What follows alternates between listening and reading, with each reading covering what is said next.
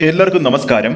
മമ്മൂക്കയുടെ ഏറ്റവും പുതിയ തിയേറ്റർ റിലീസിന് തയ്യാറെടുക്കുന്ന ചിത്രമാണ് Dominic and the ladies purse എന്ന ചിത്രം. പുറത്തുവരുന്ന ഏറ്റവും പുതിയ അപ്ഡേറ്റുകൾ പ്രകാരം ചിത്രത്തിന്റെ ഡബ്ബിംഗ് വർക്കുകൾ പൂർത്തിയായിരിക്കുകയാണ്. ഈ ഒരു ചിത്രത്തിന്റെ കൂടുതൽ അപ്ഡേറ്റിലേക്ക് പോകുന്നതിന് മുമ്പ് നമ്മുടെ ചാനൽ ആദ്യമായിട്ടാണ് കാണുന്നതെങ്കിൽ ചാനൽ ഒന്ന് സബ്സ്ക്രൈബ് ചെയ്ത് സപ്പോർട്ട് ചെയ്യണമെന്ന് അഭ്യർത്ഥിക്കുകയാണ്. മമ്മൂക്കയോടൊപ്പവും മലയാളത്തിൽ ആദ്യമായും ഗൗതം മേനോൻ സംവിധാനം ചെയ്യുന്ന ചിത്രമെന്ന നിലയിലും സിനിമാ പ്രേമികൾ വളരെയധികം ആകാംക്ഷയോടെ കാത്തിരിക്കുന്ന ചിത്രമാണ് Dominic and the ladies purse എന്ന ചിത്രം. ഇതൊരു കോമഡി ഇൻവെസ്റ്റിഗേഷൻ ചിത്രമാണ്. ചിത്രം റിലീസിന് തയ്യാറെടുക്കുകയാണ്. ഹോളിവുഡ് ചിത്രമായ പിങ്ക് പാന്തർ സ്റ്റൈലിൽ ഒരുക്കിയ ചിത്രമാണെന്ന് ഗോകുൽ സുരേഷ് നേരത്തെ വ്യക്തമാക്കിയിരുന്നു. 2006 പുറത്തിറങ്ങിയ ഒരു അമേരിക്കൻ ചിത്രമാണ് പിങ്ക് പാന്തർ. അതൊരു കോമഡി ഗണത്തിൽപ്പെടുന്ന ഒരു കുറ്റാന്വേഷണ ചിത്രമായിരുന്നു.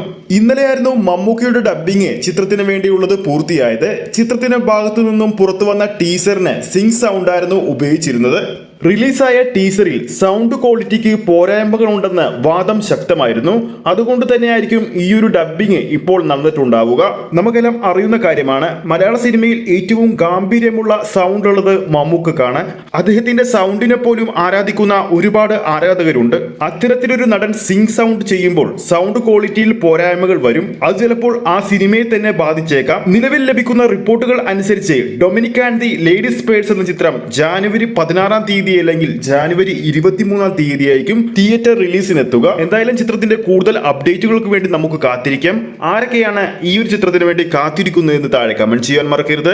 ഈ ഒരു വീഡിയോ ഇഷ്ടപ്പെട്ടിട്ടുണ്ടെങ്കിൽ വീഡിയോ ലൈക്ക് ചെയ്യാനും ചാനൽ സബ്സ്ക്രൈബ് ചെയ്യുന്ന കാര്യം കൂടി പരിഗണിക്കുക.